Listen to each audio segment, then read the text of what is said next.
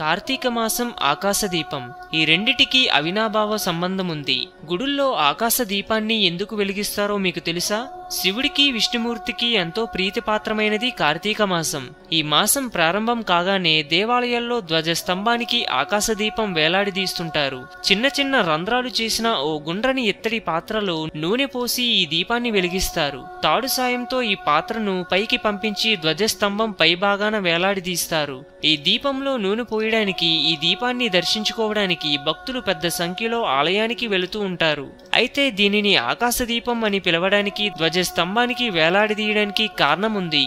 ఆకాశదీపం దూరంగా ఉన్న మానవులు దర్శించడానికి కాదు, ఆకాశ మార్గాన ప్రయాణించే పితృదేవతల కోసమని శాస్త్రం చెబుతోంది. దీపావళి రోజున రాత్రి లక్ష్మీ పూజ చేస్తారనే విషయం అందరికీ తెలిసిందే. అయితే ఆ రోజు మధ్యాహ్నం చాలా మంది తమ పితృదేవతలకు తర్పణం వదులుతుంటారు. కార్తీక శుద్ధ పాడ్యమ నుంచి పితృదేవతలంతా ఆకాశ మార్గాన తమ తమ లోకాలకు ప్రయాణం చేస్తుంటారు. ఈ సమయంలో వారికి త్రోవ సరిగ్గా కనిపించడం కోసం ఆలయాల్లో ఆకాశ దీపాన్ని వెలిగిస్తుంటారు. హిందూయిజం గురించి మరెన్నో గొప్ప గొప్ప విషయాలను తెలుసుకోవడం కోసం మా ఛానల్ని సబ్స్క్రైబ్ చేయండి. ఈ వీడియో మీకు నచ్చినట్లయితే లైక్ చేయండి, షేర్ చేయండి.